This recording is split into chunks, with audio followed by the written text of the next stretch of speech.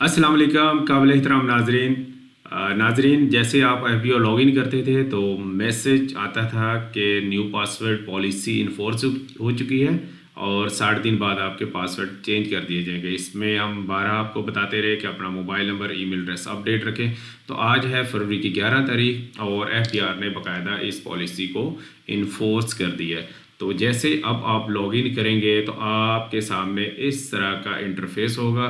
बड़ा ही सिंपल है। आपके पास जो भी प्रीवियस पासवर्ड है, चाहे कंपनी है चाहे इंडिविजुअल है, वो पासवर्ड यहाँ पे आप पेस्ट करेंगे। इसके बाद न्यू पासवर्ड लगाएंगे। न्यू पासवर्ड में ये चेंजिंग की है कि पहले हम स्पेशल की कोई भी इंटर कर लेते थे, तो अब ऐसा नहीं है। अब आपको बाकायदा इन्हीं में से जो स्पेशल कीज़ हैं आप दे सकते हैं, @ है एंड परसेंटेज और स्टार, इन्हीं में से आप लगाएंगे और वो पासवर्ड रिपीट करेंगे और सेव कर लेंगे। तो ये ज़रूर कीजिएगा, इसको इग्नोर ना करें क्योंकि 5 दिन बाद एक्सपायर हो जाएगा। इसके बाद क्या अपडेट आएगी इंशाल्लाह इसके बारे में भी आपको बताएंगे। और साथ ही साथ एक और चीज़ जो आई है जो मैं आपको बता रहा हूँ कि जब आप न्यू रजिस्ट्रेशन करते हैं तो इस तरह का हमें एक बाय डिफ़ॉल्ट पासवर्ड मिलता था। अगर आसान टेक्स्ट ऐप से करते थे तो वो कैपिटल में होते थे वर्ड्स और नंबर्स भी शामिल होते थे।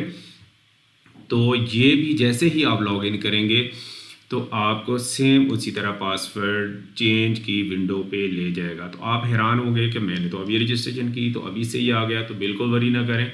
सेम लाइक जैसे मैंने आपको बताया कि आप इस तरह वो न्यू पासवर्ड लगा लें और जो बाय डिफ़ॉल्ट पासवर्ड है उसको इग्नोर कर दें। यानी डेफिनेटली आप चेंज कर चुके होंगे, फिर उसको अपने पास सेव रखने की ज़रूरत नहीं है। तो जैसे मैं बारहा बता चुका हूँ कि हमेशा अपने नाम पे जो रजिस्टर्ड सिम है वो यूज़ करें। उसको FBR के जो इंफॉर्मेशन है प्रोफाइल में इंटर करें और जो पासवर्ड आप एक दफ़ा यूज़ लगा लेते हैं उसको चेंज ना करें, क्योंकि पासवर्ड और नंबर अगर आपका चेंज हो गया, कल को मज़ीद को अपडेट आती है या FBR की तरफ से किसी किस्म का नोटिस आता है, कोई ऑडिट का इशू होता है, तो आप इसका टाइमली कंप्लाइंस कर सकेंगे।